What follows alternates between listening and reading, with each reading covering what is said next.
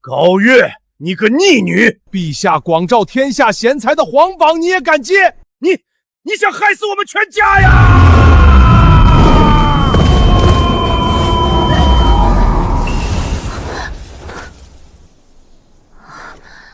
我不是刚做了个局，套了洋鬼子好几个亿，正在庆功吗？这给我整哪儿来了？逆女，你还嫌不够丢人吗？还不给老夫滚下来！下来就下来，你给我等着！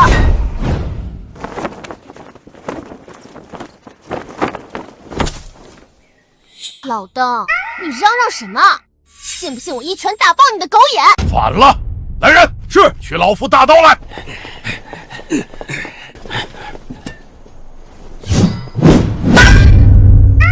家伙是真的，衣服也是真的。对啊，我刚才不也是不知道怎么就飞下来了？哎呀，这可是皇榜啊！这皇榜怎么会在这儿？快看，这就是我大前第一位女状元沈婉容，她就是有大前第一才子之称的宋青州。让开，都让开！青州，你赶紧告诉他们，我们俩才是天造地设的一对。你说，你赶紧说嘛！高月，你无才无德，你和婉容相比，简直就是云泥之别。不，你就不配和婉容相比。婉容，唯有你才有资格接下皇榜，替陛下分忧。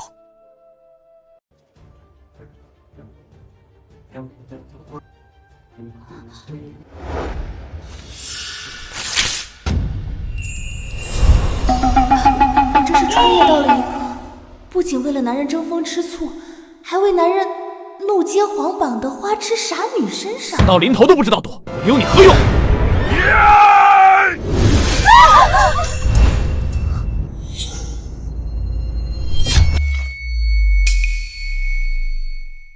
虎毒还不食子呢！你就这么一个女儿，你怎么下得去手？你要是想杀她，就先杀了我！你把我们娘俩都杀了，让你当一辈子官夫！这便宜老爹之所以被气成这样，是因为接皇榜者虽然不论男女，但必须有经世之才、治国之道。如果沽名钓誉，就得重罪严惩。可这原主却是个整天只知道热脸贴男人冷屁股的花痴。夫人，你给我让开！你还不知道你女儿是个什么德行？她竟敢叫她亲生父亲老登！父亲大人，其实孩儿接下皇榜并非冲动之举，孩儿是想建功立业，重塑我高家百年荣光。哼，你忘了你前年你一手1片2片3 4片4片5片6 7片，令我高家成为长安笑谈。意外，纯属意外。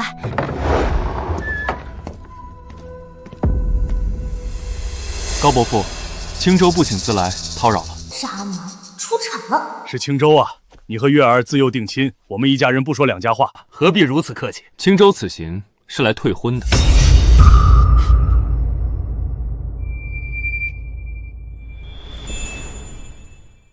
宋青州，你简直混账！你与我家女儿乃是从小定的娃娃亲，如今大婚在即，岂能说退就退？你宋家此举，我定国公府脸面何在？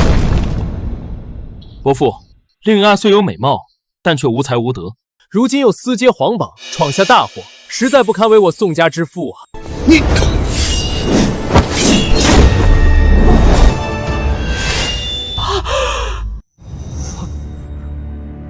高月，你要干什么？你算个什么东西？一个移情别恋的烂柿子，也敢上门退婚？要退婚，也是我高家退婚。高月，我知道你爱我如痴，这才因爱生恨。可就算这样，我也绝对不会娶你的。你还是死了这条心吧。娘，婚书给我，捡起来，滚出去！你。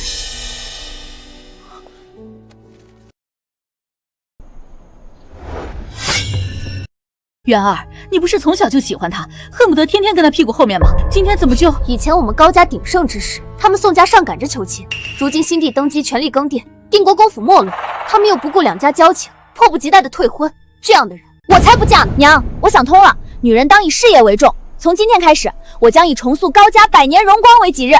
宋家这笔账，老夫自然会算。可你私结皇榜这事，老夫现在就要算。走，随我向陛下请罪。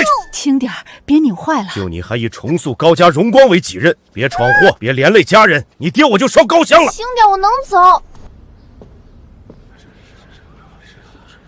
定国公这孙女儿，除了跟在宋家小子屁股后面转之外，什么也不会，还敢接皇榜。定国公府这次算是完了。微臣拜见陛下。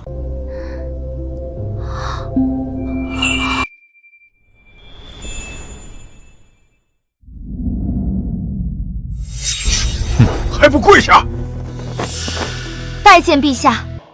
竟敢如此羞辱于我，我定要你获罪于朝堂。平身吧。启奏陛下，高月因误会臣与婉容，这才抢先一步私接皇榜，还请陛下恕罪。宋青州，你个又当又立的死渣男，明面是替我求情，实际却是给我扣藐视政权的帽子。朕不管缘由，接了皇榜，就得接受朕的考教。朕来问你，若是你亲手杀了仇人全家，看着仇家满地尸体，心头无比畅快之时，却发现屋内还有一个孩子，你当如何？臣女会说，记住我这张脸，下次见面，我就不会手下留情了。这个回答倒也彰显仁义。为了所谓的仁义，不斩草除根，令满门置于危险之中，简直愚蠢。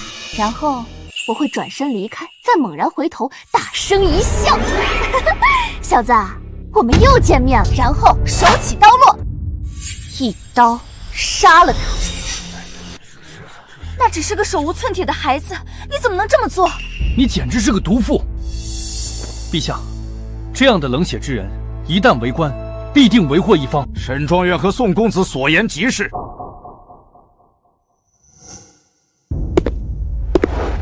我大前男儿的刀只斩敌寇，不杀老幼，连一个小孩都不放过，简直残暴。陛下，高月生性如此残暴，还请陛下责罚。朕为何要责罚？破路将军王忠，我爷爷的死对头啊！王老将军说的对，我的大刀确实不斩老幼，但我还有一把小刀啊。巧言如簧，也难掩你残暴本性。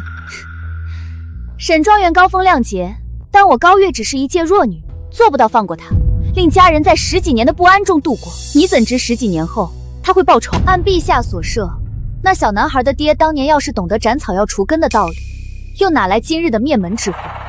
这是他爹教我的道理，所以我宁可愧疚一辈子，也不愿意担惊受怕一辈子。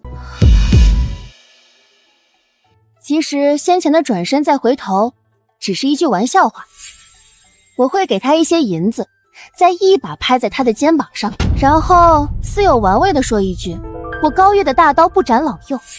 我明面上放他离去，实则暗中窥探，看他是否投奔亲友或被人接走，然后顺藤摸瓜，一并除掉。有的人心眼不仅长在左边，还长在右边，所以还得左右两边各来2刀。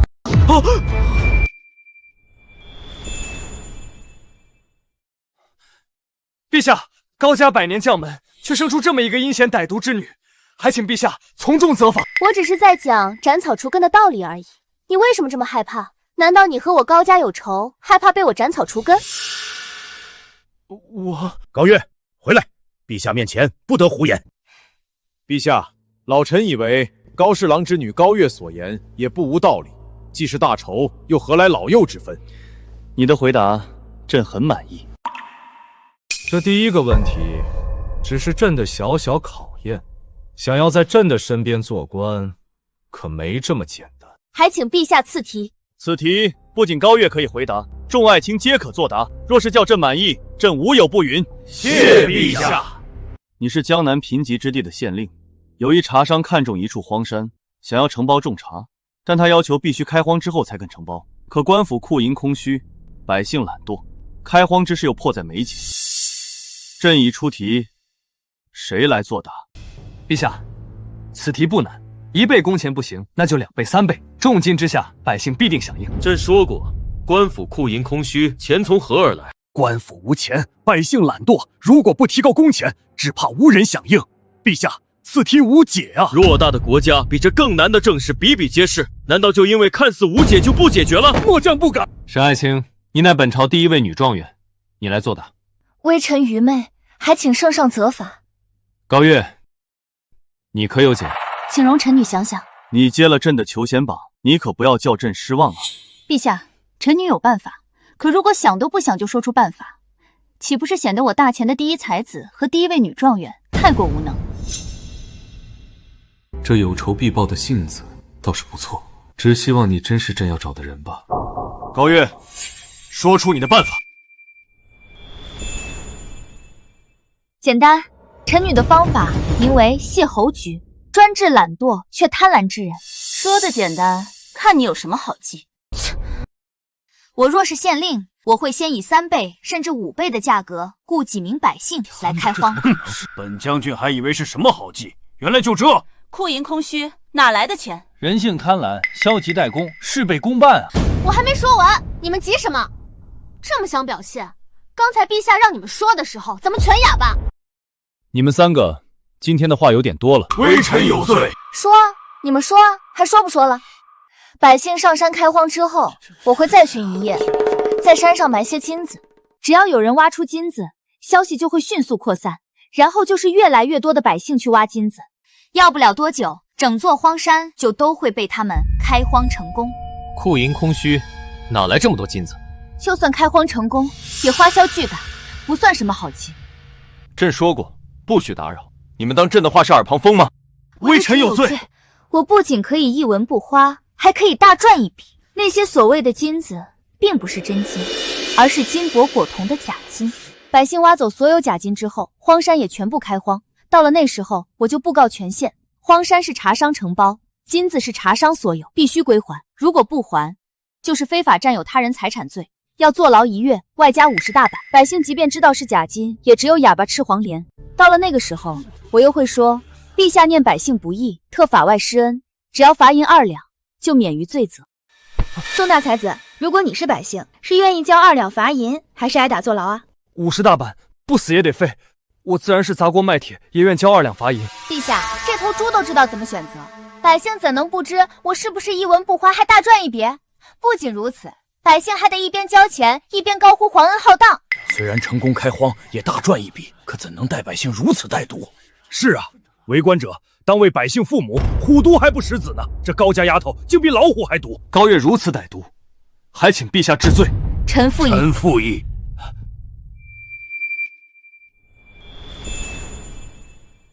沈爱卿，据说你8岁作诗，12岁通读经义，文才惊人，如今又是状元及第，乃长安第一才女。你可有比高月更好的办法？臣暂时还没想到，还请陛下容臣再想想，微臣一定可以。那便是没有。你明明没有办法，还在这里嫌高月所献之计过于歹毒，怎么？你是欺朕年轻，还是觉得朕不知好赖？微臣不敢。微臣不敢。朕刚才出的题就是钱塘知府所奏。高月，你解决了一线难题，朕很满意。说说看，你要什么奖励？朕无有不允。那就先来几个大钱本土小奶狗吧。启禀陛下，临江城突发天灾，临江知府正在御书房求见。退场。我的奖励呢？我的小奶狗呢？怎么哪里的皇帝说无有不允都是泡影啊？进。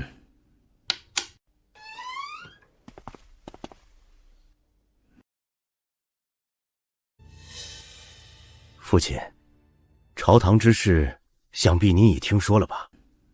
你有没有觉得月儿这丫头和以前不一样了？坐吧。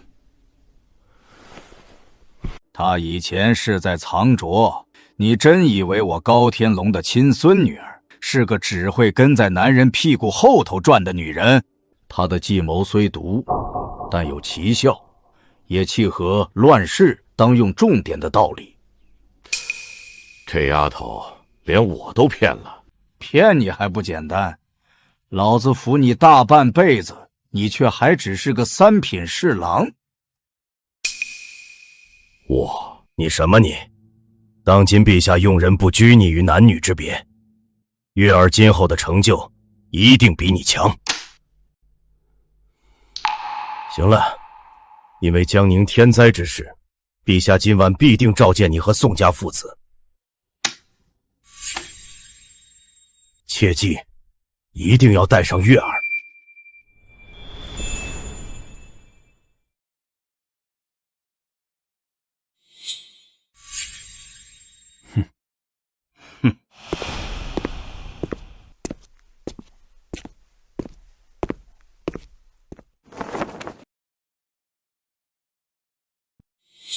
上官，把奏书给他们看。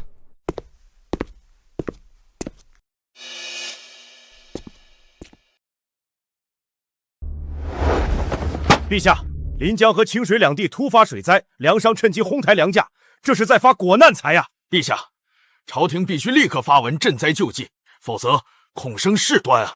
这就是朕深夜急召你们入宫的原因。如今国库空虚，拿不出多少银子来赈灾。朕要你们想办法，在最短的时间内恢复粮价。沈婉容，你是我大前第一女状元，先帝很是欣赏你的治国策论，朕决定派你去赈灾济民。臣领旨。高月，你今天在朝堂上的表现，朕很满意，你也去。朕的手里有2道没有写你们名字的圣旨。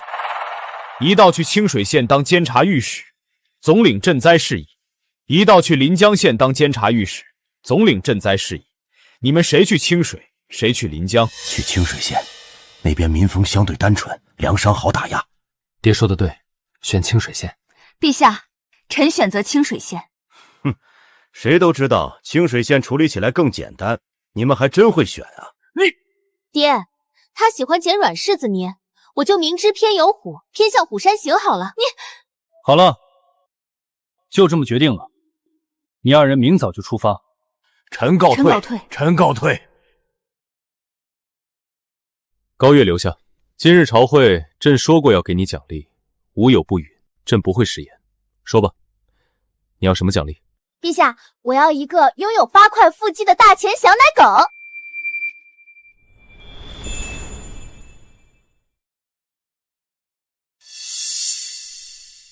大前小奶狗，8块腹肌。高月，你觉得上官是不是这块料啊？谢陛下赏赐。高御史，本官是人不是狗。哼，好了，你回去准备吧。明天一早，上官与你同行。谢陛下，陛下，拜拜。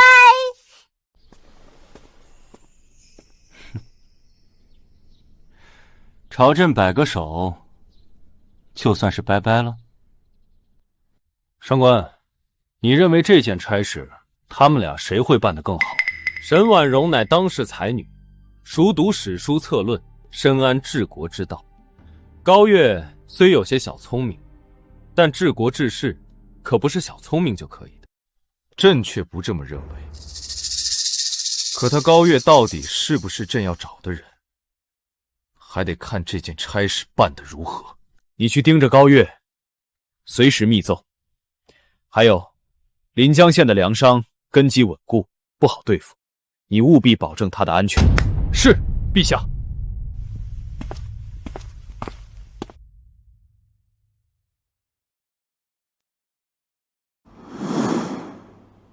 婉容，陛下派5名金甲禁军保护你，足以见得你才是陛下最看重的人。陛下之所以在朝堂上对他高月另眼相看，不过是看他爷爷高老国公的面上而已。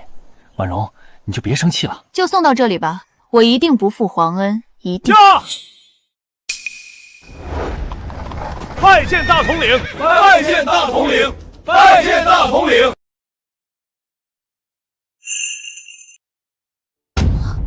还聊呢？灾情就是命令，灾区的老百姓翘首以盼，你们却在这里手拉手。驾！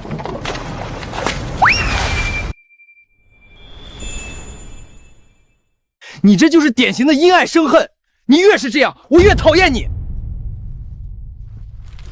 婉容，他就是见不得我对你好，你不用和他一般见识。只要把这趟差事办好，陛下一定更加看重你。陛下派5名禁军保护我，却派自己的贴身卫士为他驾车，那可是禁军统领2品大官啊！你给我等着，我一定把这差事办得比你出色。我一定要让陛下知道，他看走了眼。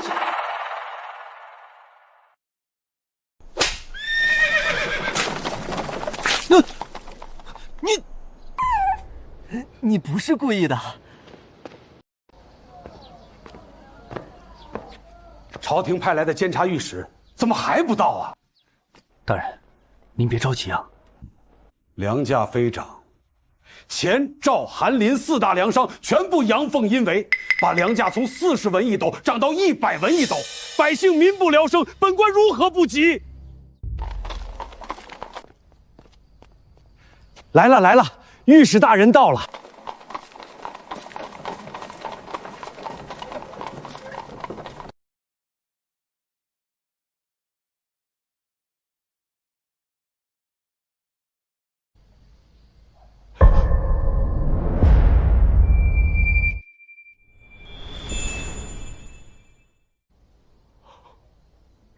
雨的？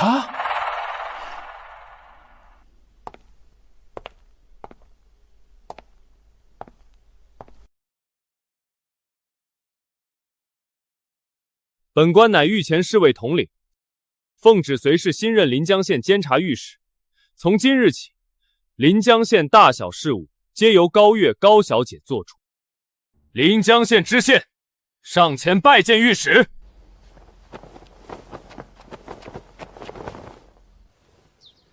下官渡江拜见御史大人，拜见上官大人。不必多礼，进去说吧。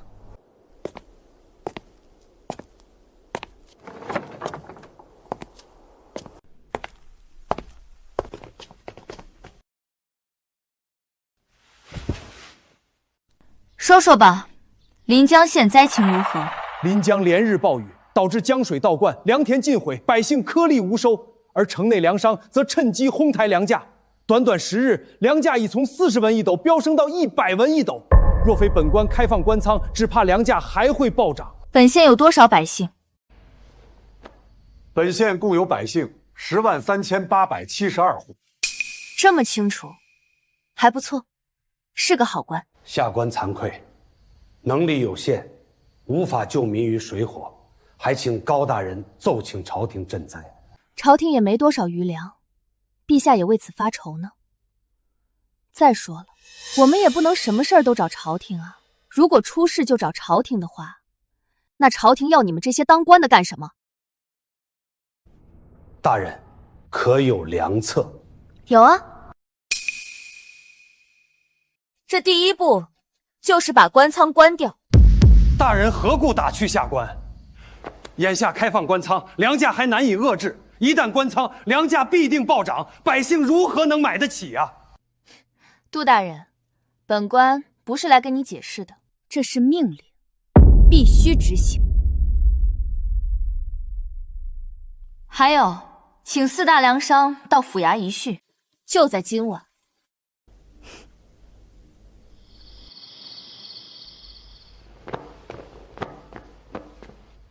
草民拜见高大人。好歹也是一方富商，怎么穿得如此落魄？哼！那是因为……行了，本官不想看你们表演。本官只说一句话：本官要你们把粮价抬高到150文一斗，只许高，不许低。谁敢少一个子儿，本官就宰了谁。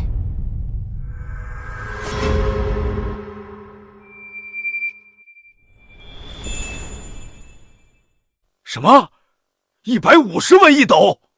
谁让你插话的？给我闭嘴！你也不许说话。大人，您说的是真的？大人莫不是拿我等看耍吧？本官虽是女子，却是陛下亲封的钦差御史，怎会言而无信？本官再强调一遍，谁敢把粮价定在150文一斗以下，本官就杀他全家。好，就按御史大人的吩咐办。对了，这县衙年久失修，临江的河堤也早已破旧不堪。本官让你们赚这么多，总得给本官分运一些，补贴公用吧。高大人所言极是，我林家愿出3万两，全力支持县衙修缮与河堤加固。我钱家也出3万两，我赵家愿出2万两，我韩家也出2万两。好，那本官就先替县衙上下官吏以及河堤两岸的百姓谢过4位家主了。废话少说，回去准备银两吧。明天一早，若让本官看到哪家粮店敢卖低价，本官就亲自去你们家里索命。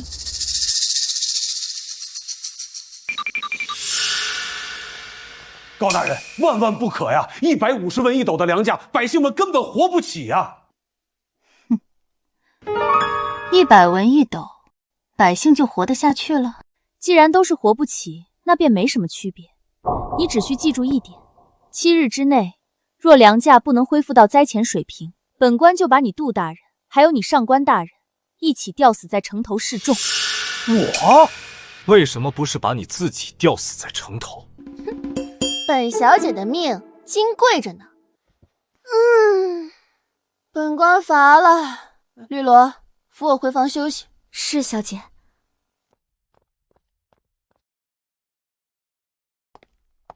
上官大人，此事非同小可，还请您速速向陛下奏明此事啊！临行之前，陛下有令，本官只负责保护高大人的安全，临江县大小事务皆由高大人全权处置，本官不便干涉。你怎能如此不管不顾？来人啊！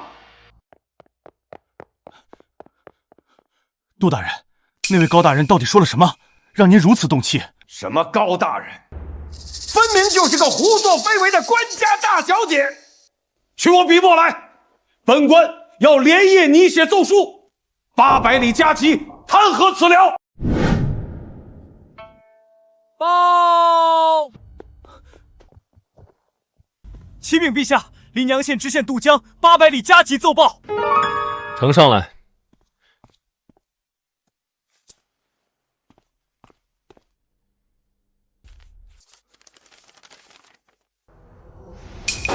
大胆！这个高月太让朕失望了，他竟敢与粮商勾结，将粮价抬高到150文1斗，简直无法无天。不对，虽然满朝文武都说高月计谋狠辣，但也绝非庸才。他这么做，难道是另有深意？报！启禀陛下，上官统领密奏。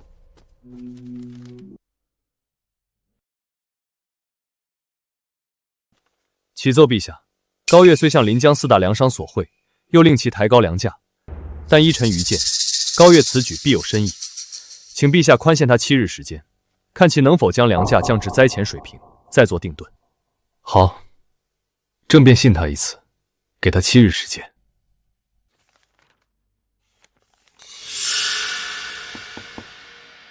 进。爹，不好了，出大事了！老夫知道，不就是月儿在临江抬高粮价，还公然向粮商索贿吗？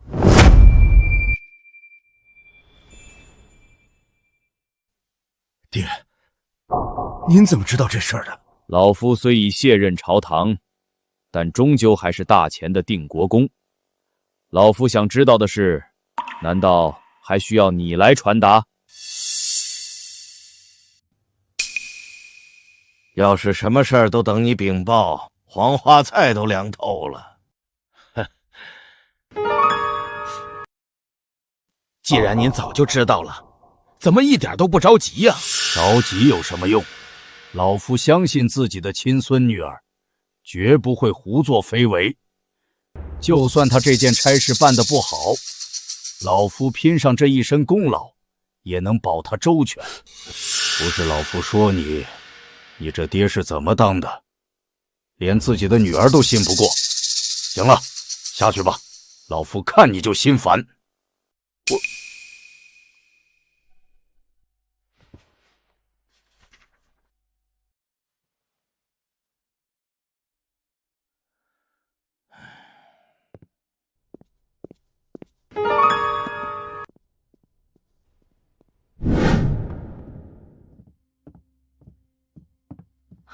爹，是不是婉容从清水县传回来什么好消息了？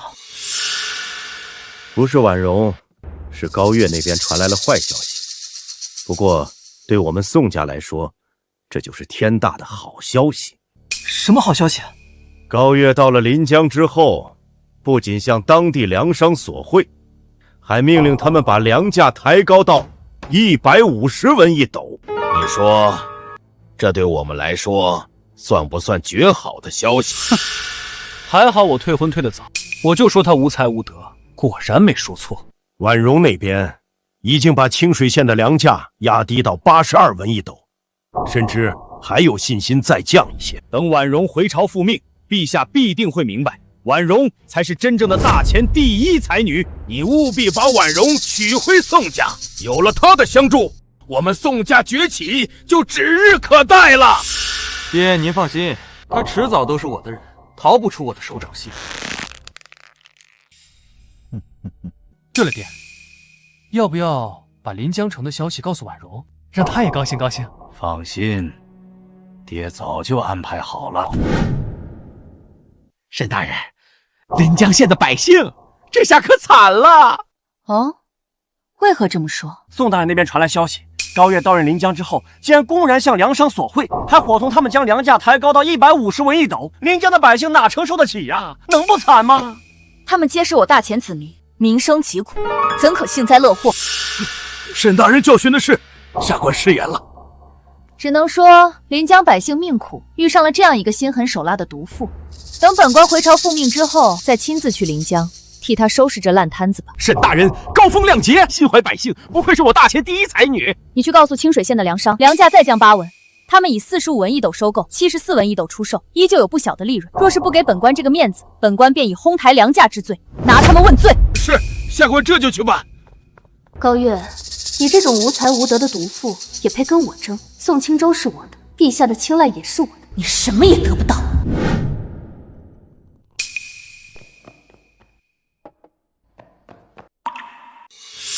高大人，不好了！城外百姓怨声载道，全都在骂您呐。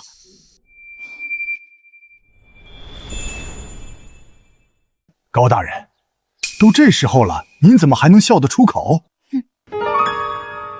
意料之中，小场面，不慌。对了，杜大人，临江县最高的地方是哪里？高大人，眼下百姓怨声载道，您还有心思去欣赏风景？当然有。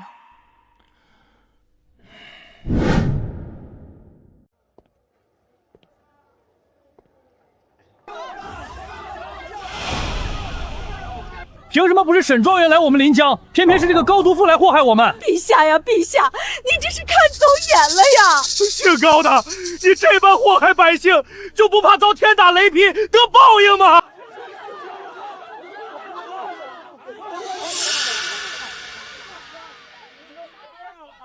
你特意带我们上来，就是为了听这些百姓骂你？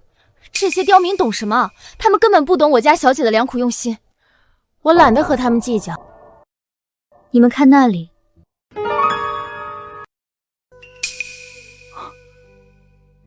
你故意抬高粮价，是为了吸引外地粮商前来。看来我向陛下求请宽限他7日的决策，并没有做错。你这人虽然冷冰冰的，但却不傻，别老是一张冰块脸，给本官笑一个。本官乃2品禁军统领，职责是护卫陛下与大人安全，并非供人取乐的南花魁。没劲。绿萝，我们走。是小姐。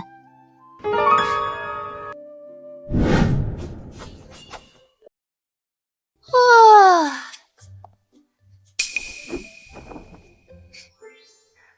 还不错哦，毕竟是小姐的御赐小奶狗，自然不能差了。高大人啊，你怎么还有心思在这里欣赏武刀呢？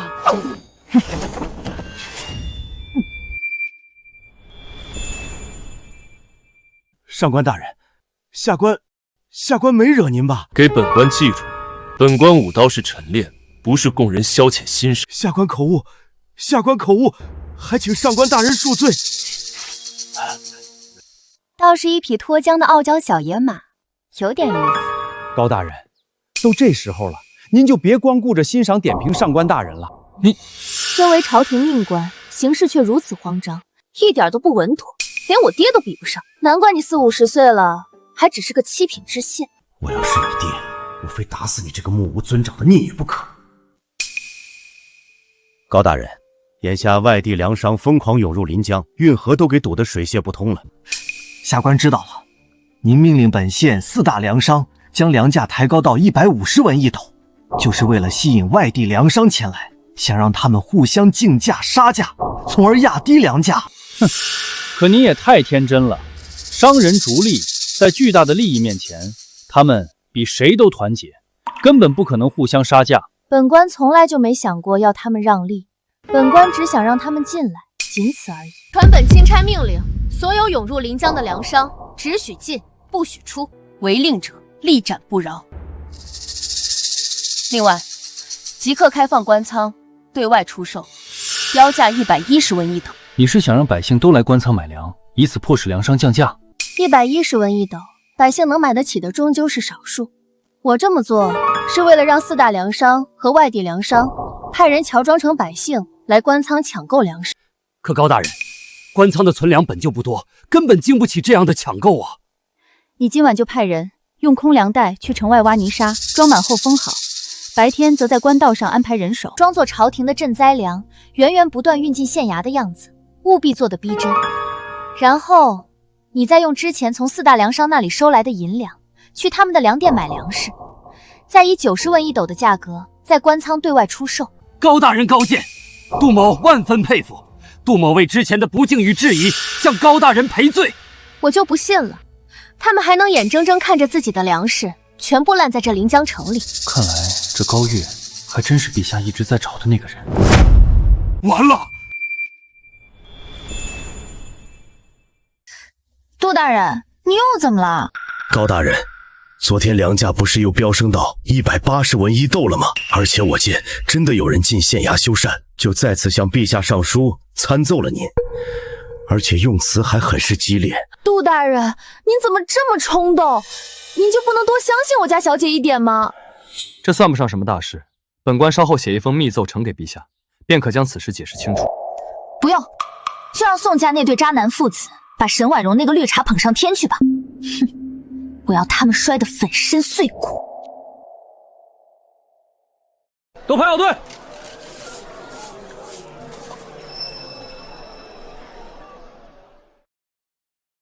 老板，我们还要继续降价吗？再降下去，我们就要亏本了。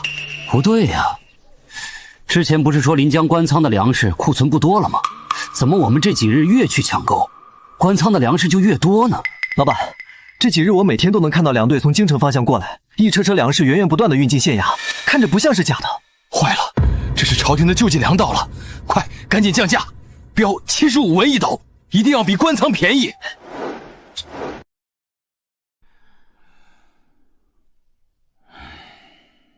林老，那些外地粮商根本不听我们招呼，现在已经把粮价降到45文一斗了。何止啊，甚至还有些外地粮商标价43文一斗，照这个势头下去，极有可能降到灾前的40文一斗啊！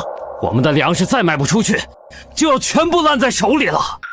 林老，您一直是我们4大家的主心骨，事到如今，您赶紧拿个主意，救救我们啊！这个高月实在是太狠毒了。他先是引诱我们抬高粮价，借此吸引外地粮商蜂拥而来，然后再关门打狗，断我们的后路，简直就是个毒妇。林老，话可不能这么说，我们可不是狗啊！你，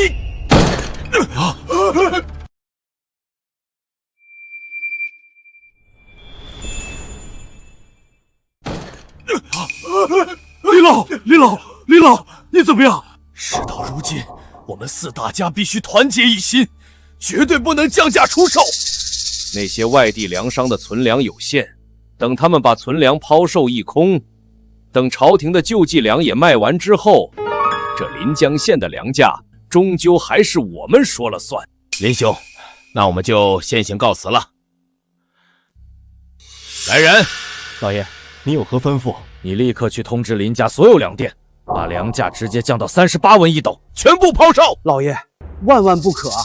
我们的陈粮收购价都要45文一斗，水灾后从外地紧急采购的粮食成本更是高达60文一斗，降到38文，我们就亏大了。亏一半，总比让粮食全部烂在手里血本无归好。废话少说，快去办！多保重啊，告辞。快去县衙！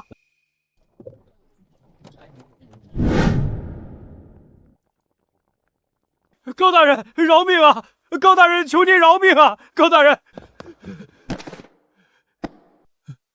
高大人，求您饶了我钱家吧！求您开恩啊！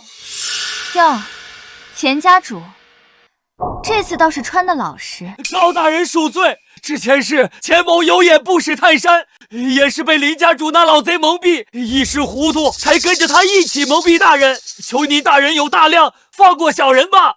30文一斗，想要本官不找你钱家算账也行。你带头把粮价降到30文一斗，带动所有粮商跟进。啊，30文一斗，这比灾前的40文一斗还要便宜啊！高大人，您这是要我钱家的命啊！高大人，饶命啊！求您高抬贵手，再涨几文吧。谷贱伤农的道理，本官自然明白。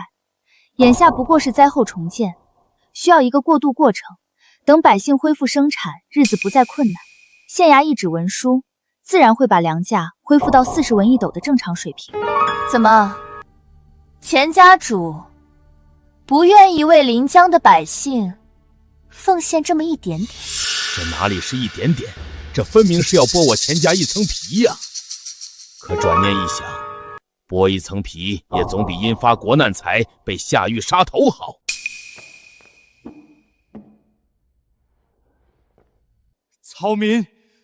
草民愿意。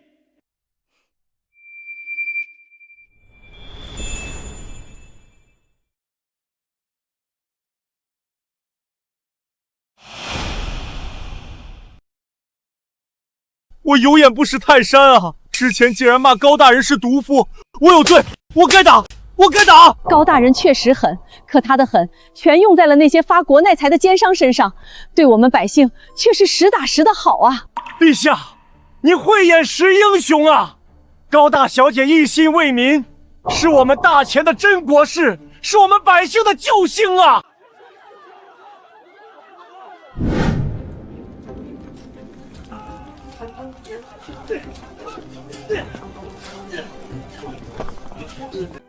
下官渡江，带临江县全体百姓叩谢高大人救命之恩。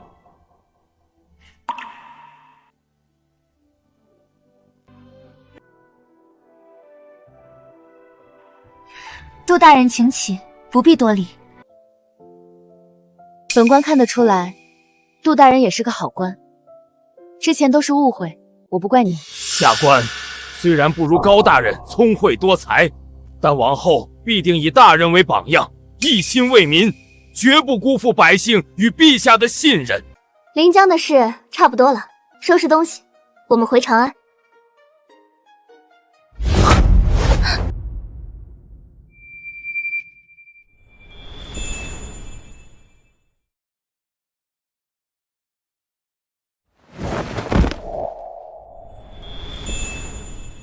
高大人，你没事吧？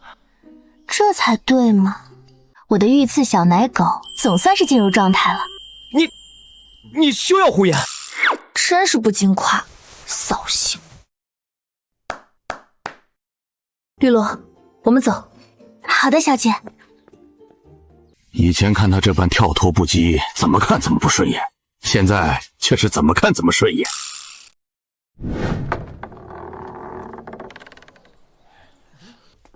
高大人，请。